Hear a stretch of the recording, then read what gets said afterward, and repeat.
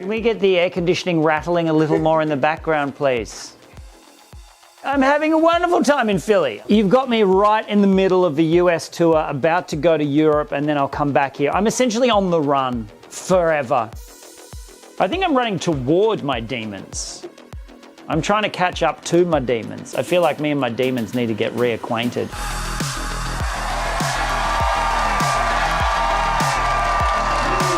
Here we are, Philly! Let's do it!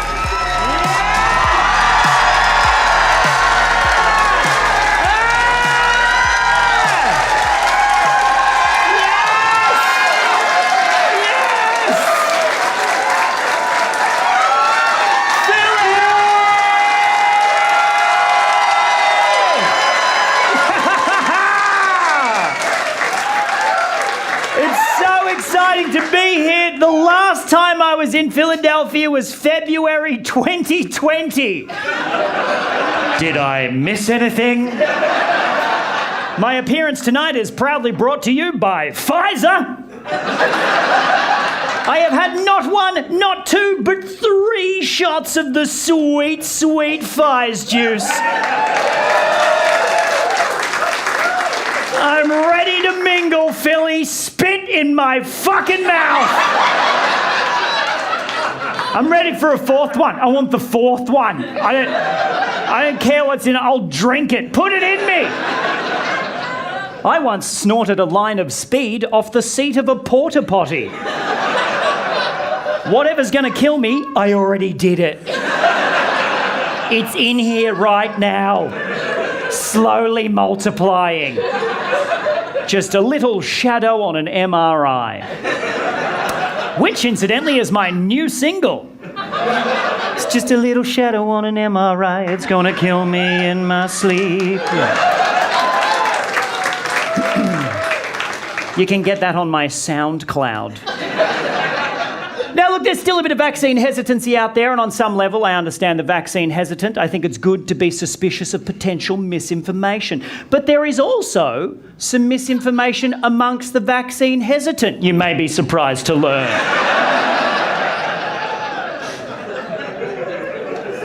I was reading in the news about a hairdresser who was banning anyone who had been vaccinated from entering her hair salon because she said anyone who had had the vaccine had the ability to drastically negatively impact the menstrual cycle of any women they even happened to be in the same room as.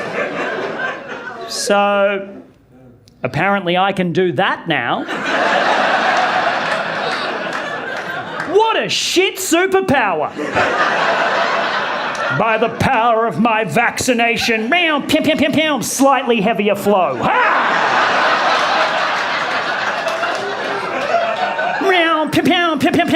Right in the middle of a Pilates class. I am iron deficiency, man.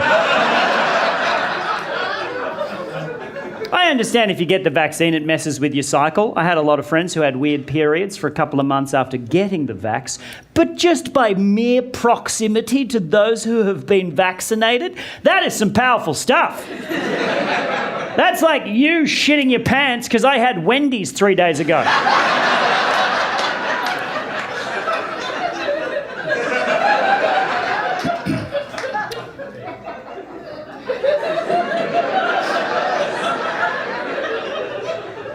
This is my Inhale Exile tour. I'm on what I'm calling a self-imposed exile from Australia. Oh my God, that's his accent. I'm in self-imposed exile. I'm happy with that. I'm like a modern-day Marlene Dietrich. Although while she was a Hollywood starlet who refused to go back to her home country of Germany during World War II, I'm a B-grade comedian who's not going back to Australia until they take serious action on climate change, acknowledge the systemic racism, and publicly distance themselves from Outback Steakhouse and Foster's. We don't eat that shit. We don't drink that shit. But when you're in self-imposed exile, you got to give back. You know what I mean? You've got to give back to your homeland. And just as Marlena donated hundreds of thousands of dollars to help Jewish people escape from Germany, this year I will be exclusively following Australian-based sex workers on OnlyFans. So we're basically the same person. We're basically the same person. You people are amazing. Oh, hello there. I've just noticed that you can see what's happening down here. You're already getting the special DVD featurette behind the scenes. Haven't even put out the special, you're already seeing the action. Stop looking down there! What's your name? Jess. Jess! And who are you here with, Jess? Kevin. Jess and Kevin! Woo! What did you do today, Jess? What did you do today, Jess? I worked. Jess! Jess! What did you do today? Jess! Jess! You worked. What do you do in the daytimes, Jess? I'm a project manager. You're a project manager, just any fucking project. I'll manage it. I don't care who it's for. Bring me a project and I will manage it. Is Kevin a project you've been managing?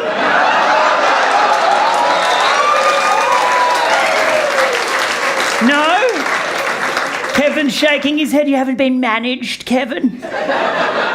You look very neat and tidy. You've got a button-up shirt. Looks pretty fucking managed to me. What do you do in the daytimes, Kevin? I'm a biologist. You're a biologist. Oh, my God. You don't need a project manager. You're out there looking at things, digging up tadpoles and eating them and shit. Is that what you do? I assume that's what happens. What's your name?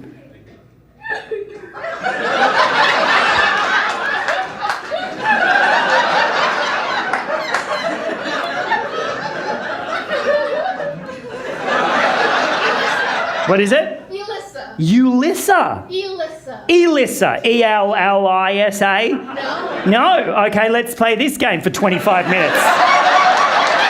E-L-I-S-A. E-L-Y-S-A. No. No. Think Melissa, drop the M. Think Melissa dropped the M. E-double-L-I-double-S-I-A-M-I-double Mississippi.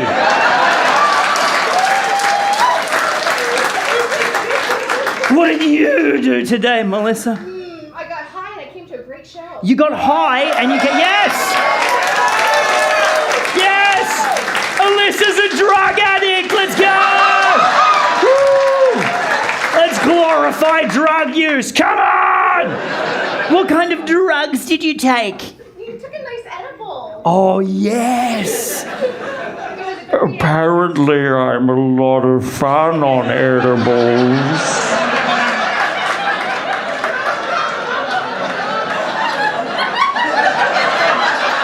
Something to do with the color and movement.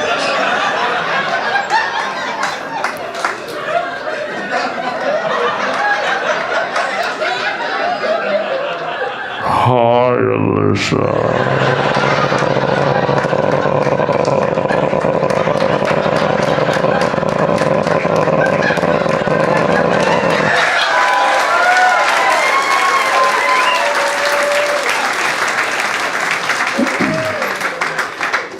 So I took the wrong bag home from the airport. When I got here, I got the bag off the baggage carousel and I took it home. Didn't look at the bag tag. Looked exactly like my bag. Threw it in the corner, had a nice cup of tea, watched an episode of the X-Files. And then I went to open it to get my phone charger out. Not my stuff! It was weird. I mean, at first it was funny. Like I was trying on all the clothes, using the toothbrush. Gave myself a back massage with the vibrator. But then suddenly it occurred to me, hang on a second. If I have this person's stuff, then this person must have my stuff. Quickly, back to the airport. Some son of a bitch is touching my shit. Hurry, before they find the hard drives.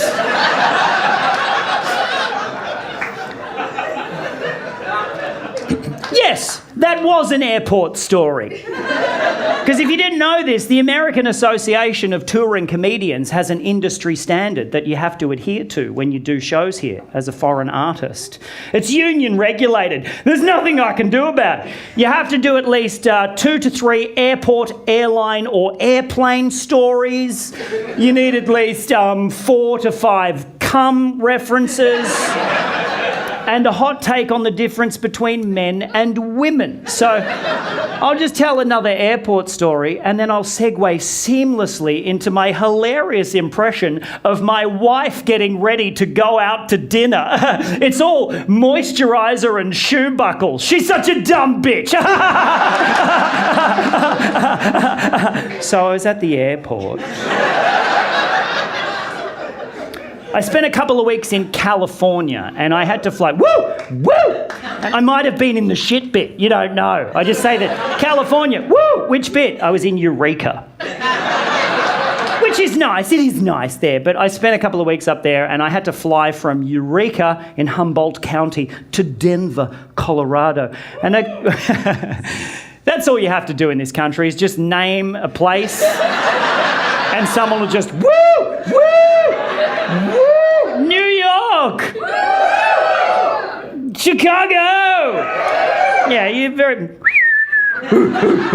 USA, USA. There's lots of bits. We all live in one of them. We visited some. We liked them when we were there.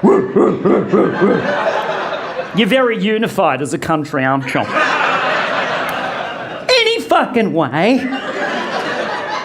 I had to fly from Eureka Airport in Humboldt County to Denver, Colorado, and I arrived at the airport, and I don't know if you've been to that airport, but it's more of a log cabin than an airport. In place of a departures board, there's like the head of a moose mounted on the wall. And as I walked in, a police officer immediately approached me and said, "Where's your mask?" And I went, "Oh, shit, I don't have my mask on." This is back when we were still wearing masks. And by the way, I am pro-mask, I'm just anti-ears. So I put my backpack down and I reached into the front pocket of my backpack to retrieve my mask and I grabbed a hold of something that was not a mask. One of the side effects of being a touring comedian travelling through California is that total strangers give you free drugs. Which is how I found myself crouched on the floor of an airport next to an officer of the law, holding a handful of hallucinogenic mushrooms. And for some reason, I looked up at the cop and said, "Hi." And he said, "Do you have a mask?" And I said, "I'm just looking for my mask." And I reached around in the pocket and I found the mask, but it was just loose in the pocket with the mushrooms. And I realised if I pulled the mask out, the shrooms would go flying across the terminal. So I said, "I can't seem to locate my mask, officer." And he reached for his gun and I said, "Please don't kill me." And then he pulled a disposable mask out of his pocket and said, "I got a spare. You have a great flight."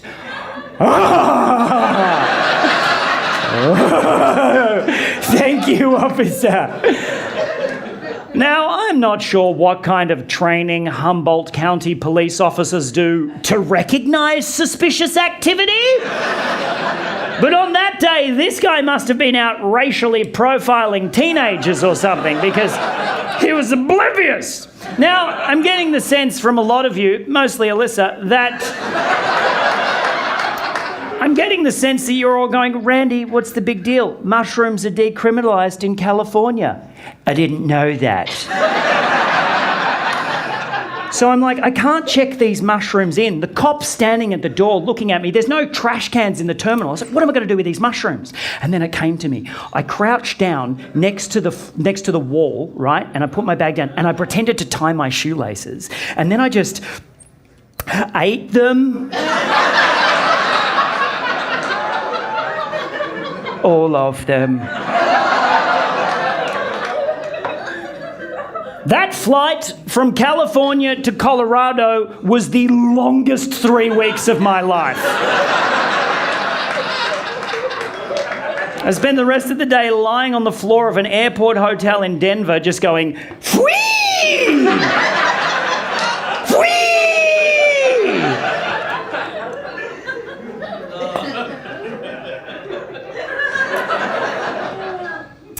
Oh, gosh. When are you gonna grow up, Randy? Unless you deprogram yourself at some point, every choice you make as an adult is based on an idea you had as a child, which is terrifying because children are fucking idiots. Running around, bumping into the furniture, eating dirt. You dedicate your life to just trying to keep them alive. Then they get a little bit of therapy in their 30s and suddenly it's your fault they punched a police horse and took a shit in a mailbox. And I have nothing against therapy. I think everybody should do therapy. I think it's a great thing. I've done it. Most of my friends have done therapy. A lot of people my age have done therapy. My father's generation, fuck no. You wouldn't see a shrink unless you had a nervous breakdown, which these days I believe the kids refer to as being honest with yourself and those around you. Fucking snowflakes. But again, not to shit on my father's generation. You know, my father's generation, salt of the earth. Hard-working, barbecue, tong-wielding, negative gearing, pillars of repression. The kind of men who can't help but point out the make and model of every single car that drives past. Oh, there's a GMT, XE, CRV, and yet really struggle with the whole LGBTQIA+ concept. Don't get me started on those freaks. They're taking up the entire alphabet. Oh, look at that SUV. How are you going, Alyssa? You still having a nice time? Great time. You having a great time? Yeah. Are you about ready to have the other half, or are you... Did you go Holesies? Yeah. You had the whole thing. Was it what form did it come in? Was it a gummy? Was it a brownie? What is a gummy? A gummy. Did you bring enough for everybody? Yeah, they checked the bag, so I was afraid not to. They were checking bags. They Oh. did, but I was afraid they would. Oh, they didn't check bags. But this won't make it to the special, will it? Helium aren't going to put a bid on. Watch Randy's Helium special where he tells everybody how to smug druggles into the club. And also, I'm not going to put it in the special because I just said Smug Druggles. That's the best. Smug Druggles sounds like an informant from an 80s British cop film. You must go down and see Smug Druggles. He'll tell you what train to catch. By the morning, we'll have this ghastly... Oh, fuck. Oh. I feel like I've had one of... No, don't clap that. Don't clap the moment. Philly's like, yes, we were there when Randy had a stroke on stage. Smug Druggles. That really tickled me. So I was at the airport and I was standing behind this man who was travelling alone with his 2 children, which must be an absolute nightmare, right? His kids were hating it, but he was hating it way more. And I was standing behind him just waiting for him to snap. And his kid's like, Daddy, I'm tired. Shut the fuck up. Danny, I feel sick. You were an accident. Daddy, I think I'm gonna... And this kid just... just puked a... right onto the airport floor, right between me and the dad. And I was like, what's he gonna do here? And he turned around and looked at me, looked down at the vomit, looked back up at me, and then, without breaking eye contact, slowly reached behind him, put his hand on his suitcase, and just rolled it over the vomit.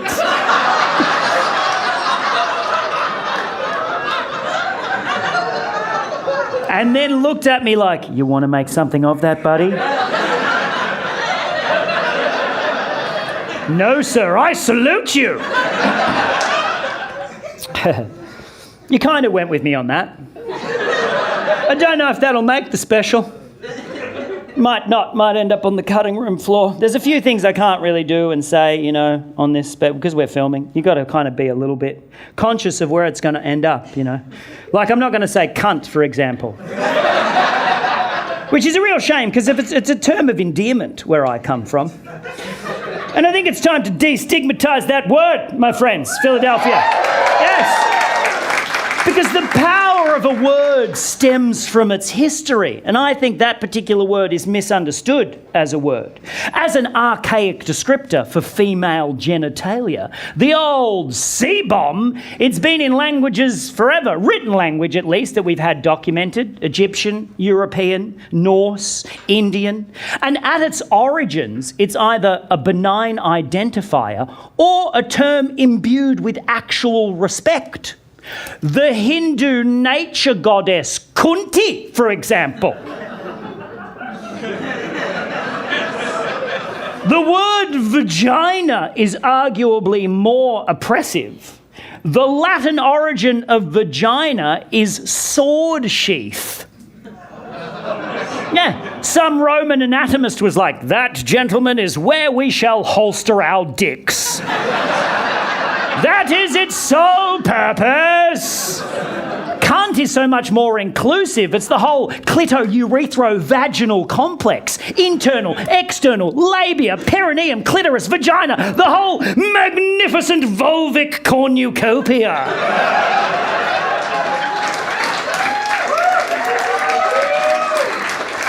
And I just think it's a better word. Vagina sounds kind of redneck. Check out my vagina! Got me a vagina! As opposed to, this is my cunt. Oh, it's so crisp and so powerful. I think it's misunderstood as a word. It's like a DJ at a wedding. It has a lot of power, but nobody gives a fuck about its backstory.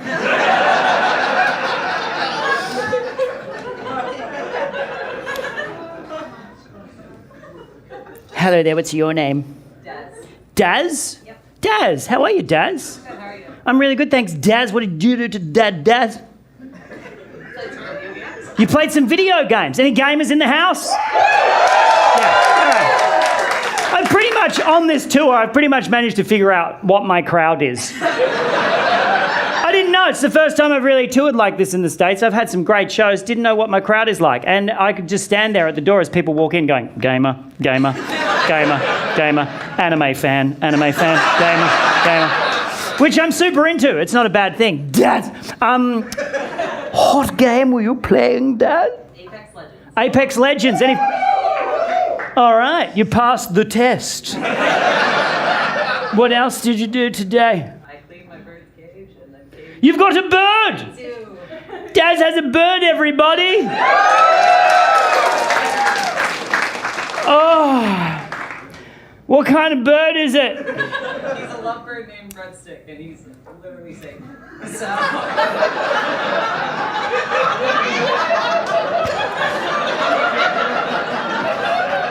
I'm just digging my way to crowd work hell. Sorry, everybody.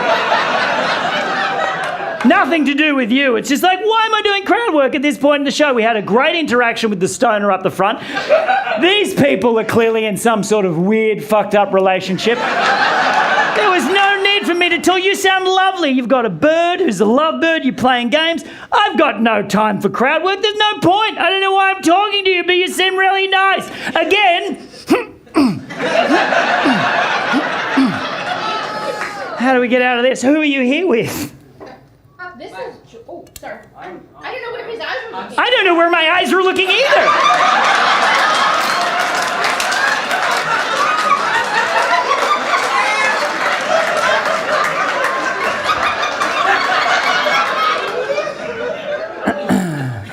This has been amazing. I've had such a nice time. I've had a really great time on this tour. I've done some really cool stuff in the States. When I first got here, I have a friend who lives just outside of Dallas, and she has an RV, like a motorhome. And she asked me if I would like to borrow her RV for a couple of weeks to explore this beautiful country. And I said, you bet your bloody boots I would, baby. Because I love a house on wheels. I love it. Go wherever you want. Stay wherever you want. Dinner under the stars. Breakfast on the beach. It is my ultimate lifestyle. For 3 days, tops. Then I'm checking into a hotel. Because despite what you may think, I am not a 75-year-old retired IT consultant counting down my loveless marriage one soul-destroying road trip at a time. Nor am I a 23-year-old rock climber on an Anthony Bourdain-style tour of the West Coast's sexually transmitted diseases. As soon as I went to pick up this RV and saw the dream catcher hanging from the rearview mirror, I knew I'd made a terrible mistake. It was a real pile of shit, this car. The seats covers smelt like ayahuasca. There was like a hole in the floor. I could see the road through the floor. The knob on the top of the stick shift was the head of a Barbie doll. I was like, oh, okay, at some point this van is going to become my fiery tomb. Can't wait for that. Can't wait to perish in a van. I got in, no gas. It had just enough gas to get to the nearest gas station. Literally pulled up the gas pump and it went... So I got out of the van and I went over to the gas pump, instantly confused. United States of America? Is it my America? Instantly confused. United States of America. In Australia, where I hail from, we pump our gas and then we enter the gas station and we purchase the gas. We don't prepay for our gas. I'm not sure why there's a difference. I think maybe because we're riddled with colonial guilt, whereas you are a nation of fucking gas thieves.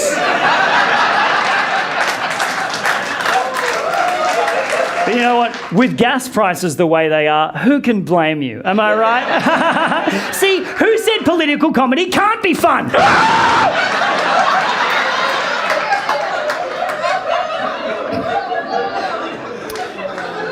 So I'm standing there trying to figure out how to use my card on this gas pump. My card wasn't working. There was no button for filler up. I didn't know how to work it. And as I was trying to figure it out, this man pulled up behind me in his truck, like full truck. And I saw he pulled up behind me, and through his windshield, he was watching me just going...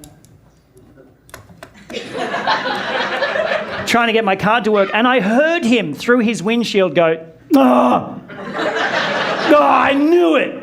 I knew it." And I looked at, "Oh, fucking did you, Nostradamus?" And then I saw him clock the hand-painted mural of a lotus flower on the back of the RV right next to the Magic Happens bumper sticker, which was in stark contrast to his own bumper sticker that read, "Land of the free, but freedom ain't free, and you can't put a price on freedom. Woo!" With a picture of an eagle laying a grenade like an egg. And I was like, oh... Anyway, the pump wasn't working and he was like, staring at me. So I was like, fuck, I'm going to have to go in. So I went into the gas station. I locked the RV before I went in because if people are stealing gas, they're sure as hell going to be after my vegan snacks. I go into this gas station and working behind the register was this ashtray of a woman who... Yeah, let's pause to let that description sink in for a second. I said, "My card is not working. Can I pay for it in here?" And she said, "Actually, the terminal's down. It's rebooting. Can you pay with cash?" I said, "I don't have any cash." And she said, "Well, you'll just have to wait." And as soon as she said, "You'll just have to wait," the man out there in the truck jumped on the horn. Meh, meh, meh, meh, meh, which is another thing you people do very well in this country. There's no such thing as a beep beep. It's always like... And she said, "Oh, all right, look, just go and move your RV." And I said, "I'll stop you there. It's got no gas in it." Which is the only reason I'm here right now. And she said, "Oh, okay, look, I'll unlock the pump. Just leave your car keys." And a truck driver next to the coffee machine turned around and said, "I wouldn't be giving her my car keys. She's been drunk since 1984. Where the fuck am I? So I left my car keys. I go back out there. By the time I get back out there, the guy is now standing next to his car and he's very impatient. And I know he's impatient because as I get to the gas pump, he says, "Hurry up, asshole!" And I'd had enough at that point. I said, "All right, I'm doing it. All right, I'm doing it. Just shut up, you fuck." Got the nozzle out of the gas pump. Motherfucker, tell me how to fucking pump gas, piece of shit. Turn around, shut the fuck up. Fuck you, man. Fuck you. And then I realised that I locked the RV before I flipped the switch to open the gas tank. So now in front of this furious Texan, I had to gingerly return the nozzle to the pump without pumping gas, which is the gas station equivalent of erectile dysfunction. I ran back into the gas station yelling over my shoulder, "I'm so sorry, this has never happened to me before." I go back up to the register, I say, "Can I please have my car keys?" And she said, "But you didn't pump any gas." I said, "I know, because I forgot to unlock my gas tank." And she said, "You should have just paid with cash." I don't have any cash! I grabbed the car keys, I went back out. Now there's 3 men waiting to use my pump. All very angry, all open carrying. I was like, I'm going to get buried in the desert. So I unlock the car, I flip the gas tank open, I start pumping the gas, and these guys start circling my car like jackals. "Get a move on, hippie. We ain't got all day." "Hey, nice dream catcher." I was like, "Oh my God, please, I don't want to die in the desert." I finished pumping the gas. I put the nozzle back in the gas pump. They're like, "Get out of here, you hippie." I was like, "Oh, sweet Jesus." I jumped in the van. I sped away, shaking. It took me about 45 minutes to calm down, which is when I realised I left without paying for the gas.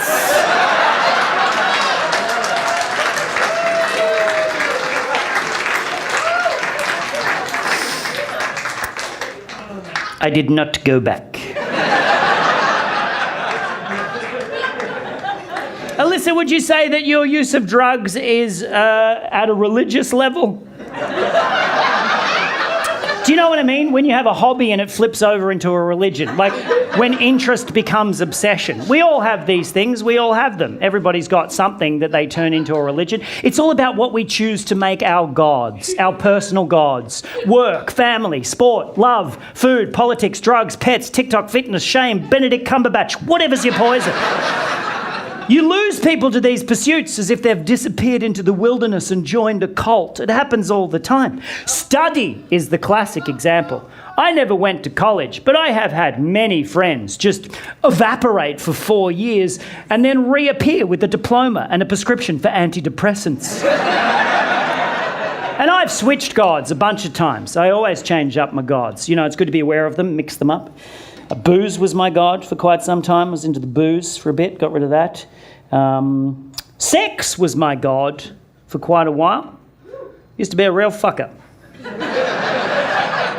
But then, you know, one day you just catch yourself taking a shit on the chest of a 37-year-old man.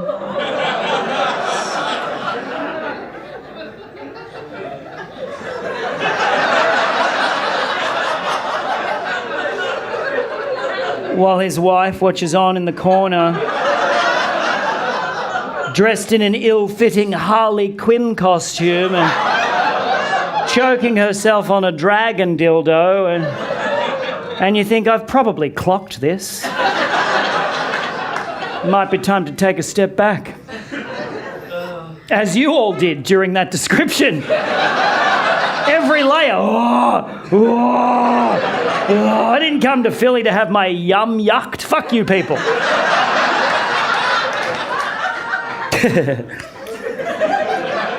I'm at an interesting point in my life now with dating. Like, I'm single and travelling around. I don't really get to date. It's not really a thing. There's not really any point. You know what I mean? Like, I don't stay anywhere long enough. It's sort of weird. Like, a typical date with me these days is, "Hi, my name's Randy. I'm a 41-year-old anti-child commitment phobe, and I'm leaving town tomorrow." Cut to the bedroom. "Oh my God, I'm wasting your time."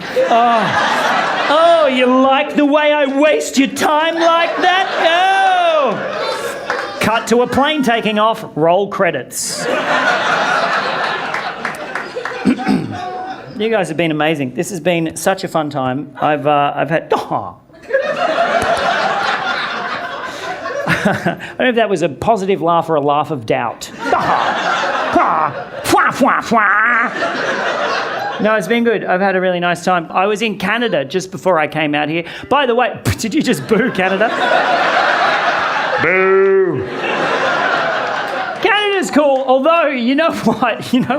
If you ever want to piss off a whole bunch of Canadians at once, announce a North American tour with no Canadian dates on it. Oh, they hated me so much. It was the best. Try that. I am going to go to Canada, but I just didn't put any Canadian dates on my tour dates. And they were like, oh, you forgot about us. You forgot about us. Anyway, so I was in one person. He was doing an impression of a Canadian. He won't make it to the special. He'll get cancelled in Canada. Fucking hell. So I did... What was that? You people are off chops. This is the best. All I need to do is wait for the laugh to die down and then for someone to go...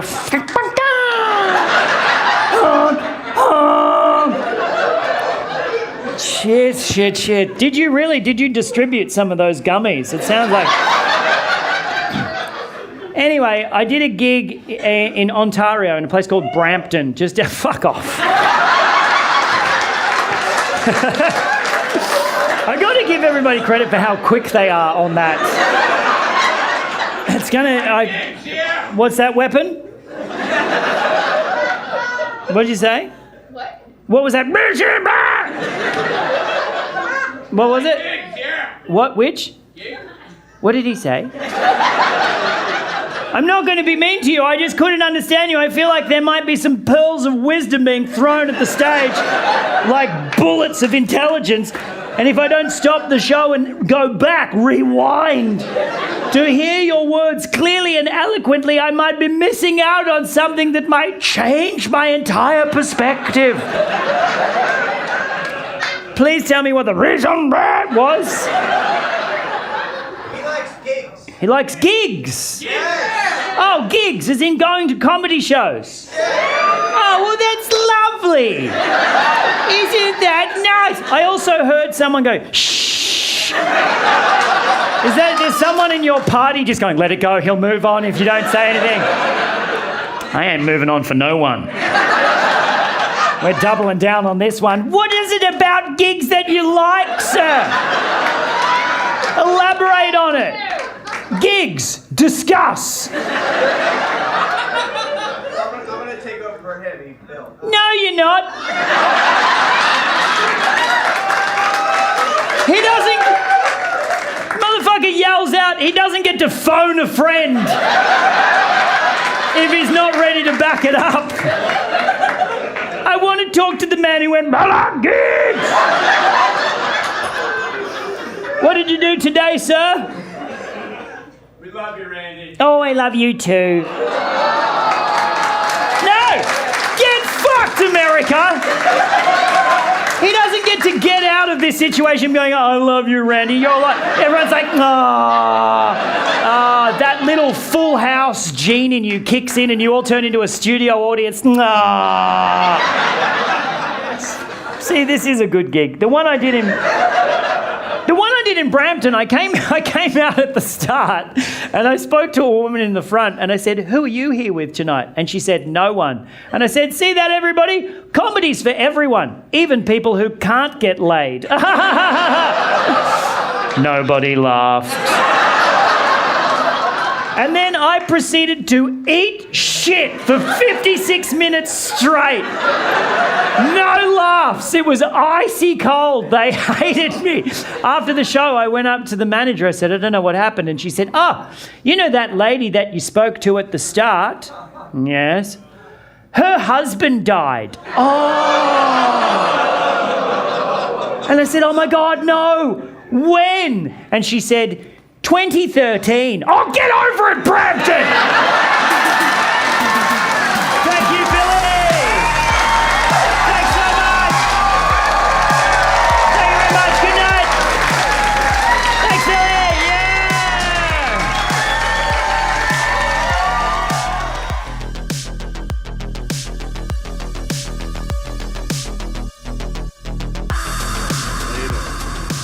pre-show, you know. What are your pre-show rituals, Randy? Well, ordinarily they're not running around on the street like a maniac. Bring it in. Bring it in. Are you serious? Bring it the fuck in. Oh my god! How you doing, man? I can't believe it! I can't believe it either. Do you want one? Yes, we did it. Wait. I mean, This is fun times. tears are a filthy punch, but we're also... Amazing! That's the best. Will you get in there? I will. You have a good time. Oh my God. Thanks for coming. It's going to be a good time. Good crowd. Looking like a good crowd. It's going to be good times. Hello. This is the closest I've come to some sort of weird paparazzi experience. What are you doing there, filming, ruining the fucking magic? Look at you, you could set your watch to that haircut. It's magnificent. This is the club, this is where it all happens. We all good? Few people, few heads. It's gonna be good. All right, let's do this. Let's do this. Thank you so much. I suited up for the occasion. You're likable. Oh, you're likable as well. We're both very likable. Come over here and hug me on camera. Look how likable we are. Look, come look at this. So likable. Thank you. I appreciate that. Yeah. I've got COVID. So- Next question. so- Where is this interview going, by the way? Where is this ending up, this footage? The conversation. Oh my God, it's just a little cool little backstage chat talking about being at the club, having a nice... You know what I'm excited about? What's that? This room being full of humans. Very soon they're going to be laughing and having a nice time. Not so keen on my feature act. Rand Barnacle. Bit of a cunt.